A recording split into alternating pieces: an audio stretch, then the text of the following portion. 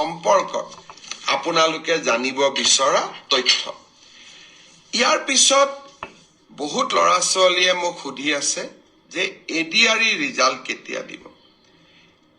ADRE result 7 March শুক্ৰবাৰে আমাৰ grade 3 আৰু গ্ৰেড 4ৰ যি আমাৰ ৰিক্ৰুটমেণ্ট কমিশ্যন আছে তেওঁলোকে ঘোষণা কৰিব।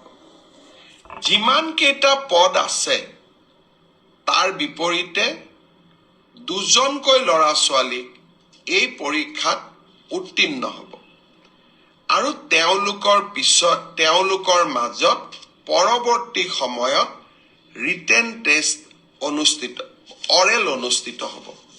অৰ্থাৎ লিখিত পৰীক্ষাৰ ৰিজাল্ট গ্ৰেড 3 আৰু গ্ৰেড 4 আমি 7 মাৰ্চ তাৰিখে ঘোষণা কৰিম। এটা পোষ্টৰ বিপৰীতে 2জনকৈ ল'ৰা ছোৱালীয়ে এই লিখিত পৰীক্ষাত উত্তীৰ্ণ হ'ব। শেষৰ নম্বৰটোত যদি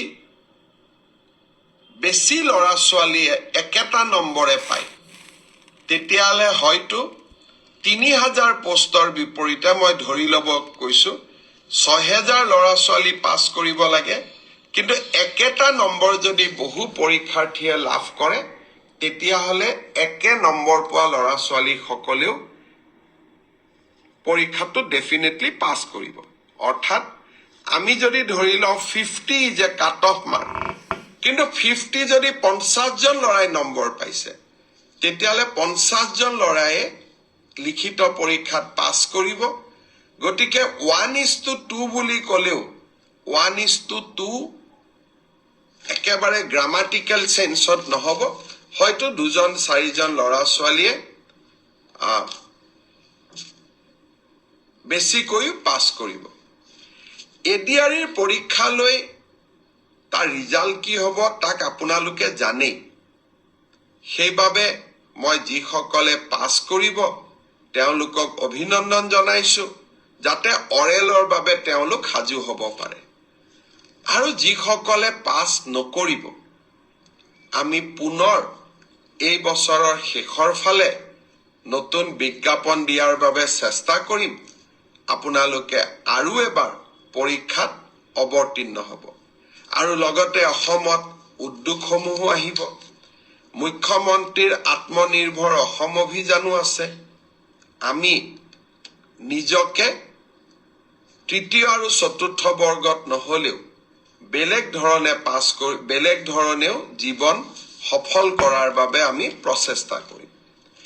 বহুত ল'ৰা ছোৱালীয়ে মোক কৈ থাকে যে চতুৰ্থ শ্ৰেণীৰ পৰীক্ষাত BA পাছ কৰা ল'ৰাইও পৰীক্ষা দিছে।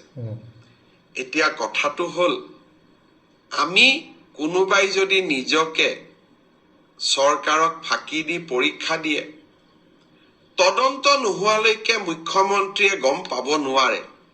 কেতিয়াবা আপোনালোকে এনেকে মোক ফেচবুকত লিখে, টুইটাৰত লিখে যেন মই চব গম পাওঁ। কোনোবা ল'ৰা এজনে যদি BA পাছ কৰিও নিজৰ যোগ্যতাটোক লুকুৱাই পেলাই চতুৰ্থ শ্ৰেণীৰ পৰীক্ষাত আবেদন কৰে, মুখ্যমন্ত্ৰীজনে কেনেকে গম পাব? আপোনালোকে খবৰ দিব।